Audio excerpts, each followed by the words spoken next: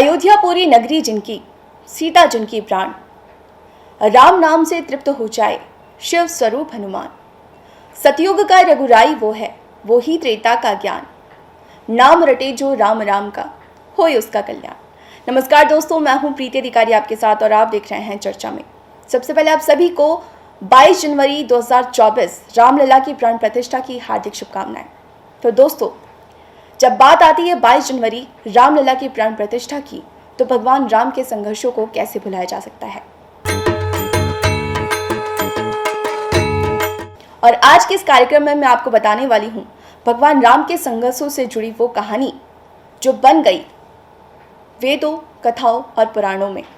आइए जानते हैं भगवान राम के संघर्षों से जुड़ा वो स्थल जिसका नाम पड़ा राम रेखा आश्रम, जहां भगवान राम और माता जानकी ने विश्राम किया था और इस धरती को पावन कर दिया। तो चलिए देखते हैं आज के एपिसोड में।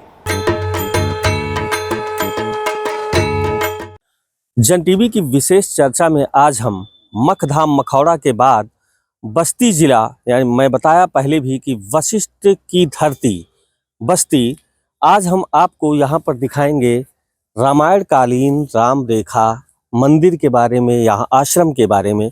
गोपाल जी सोनी हमारा नाम है जी, आप यहाँ के व्यवस्थापक हैं। जी। हम ये चाहते हैं कि इस राम रेखा आश्रम के बारे में आप थोड़ा सा बताइए और यहाँ के आसपास के बारे में बताइए। राम कालीन, रामायण कालीन चीज़ों से जुड़ा कैसे रहा, इसके बारे में बताइए। जी, ये रामायण कालीन इतिहास से इसलिए जुड़ा कि जब सीता स्वयंवर के बाद रामचंद्र जी माता सीता जी के साथ सपरिवार और बारात के साथ इसी रास्ते से वापस लौट रहे थे, जिसका ये नाम राम जानकी मार्ग है। देखिए, इसी से आए थे यहाँ पे। एक रात विश्राम यहाँ हुआ था और रात में सब लोग यहाँ जब शयन किए, सुबह जब उठे तो चूंकि यहाँ पे बहुत घना जंगल था, इसलिए पानी की यहाँ समस्या थी, तो सब लोगों को सुबह पानी की आवश्यकता थी।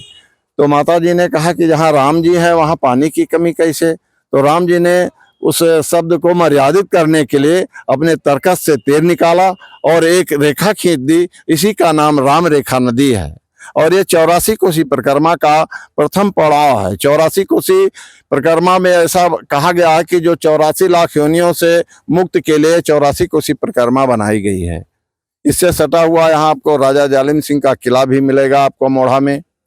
जी, किला मिलेगा, लेकिन यहाँ पर हम बता दें कि ये एक रास्ता जो राम रेखा मंदिर से, आश्रम से जुड़ा हुआ है, जिसे राम जानकी मार्ग के नाम से जाना जाता है। भगवान श्री राम इसी मार्ग से माँ जानकी के साथ में, माँ सीता के साथ में स्वयंवर के बाद अयोध्या की यात्रा किए हुए थे।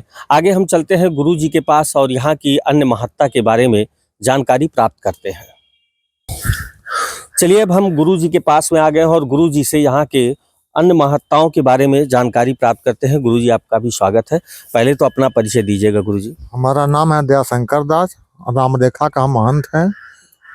यहाँ का इतिहास यह है, जब जनकपुर से जब भगवान आ रहे थे माता जी के साथ, उन्होंने ऐसी रास्ते आ रहे थे, उनको रास्ते में एक चने की खूंटी गड़ गई। चने की खूंटी बहुत मजबूत होती है, तो उनको चने की खूंटी गड़ गई। तो उन्होंने श्राप दे दिया, जब मनवर और सरदू के बीच में जो भी व्यक्ति चना बोएगा तो उसका जेठ बेटा मरेगा, न दहिना बैल मरेगा।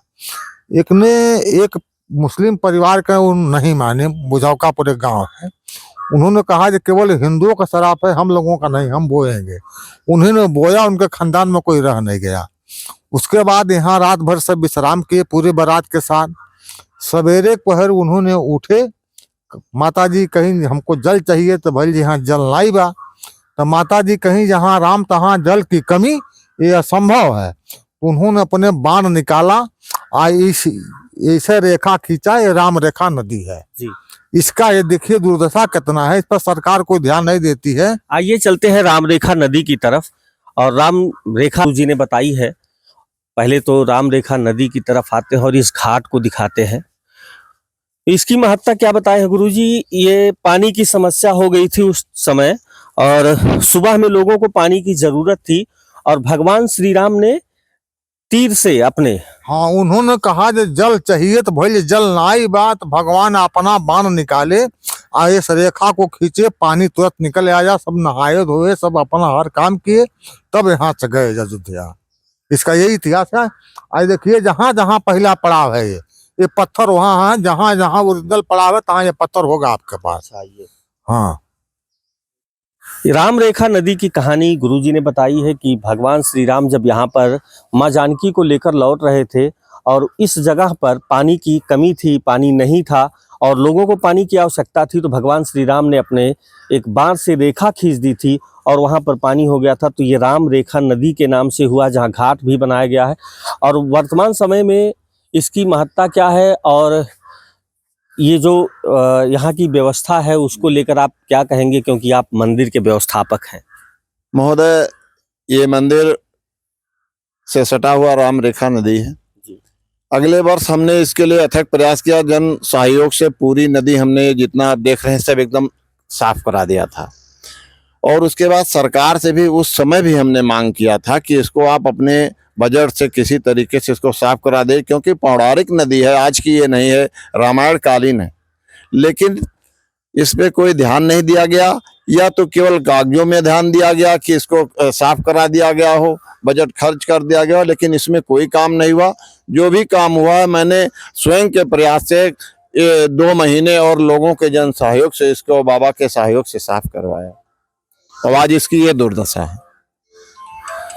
भगवान श्री राम के संघर्षों की कहानी लिख रहा है बस्ती जिले का यह राम रेखा मंदिर, जहां पर भगवान श्री राम अपनी बारात लेकर जनकपुर से वापस लौटकर यहां पर विश्राम किए थे और उस विश्राम की गाथा को लिख रहा यहां का राम रेखा आश्रम और ये राम रेखा नदी। बस्ती से जन टीवी के लिए आशुतोष ओझा की रिपोर्ट। तो ये थी राम रेखा आश्रम से जुड़ी कुछ खास जानकारी। अगली बार फिर मुलाकात होगी नए एपिसोड के साथ, तब तक लिए बने रहिए जन टीवी के साथ। नमस्कार।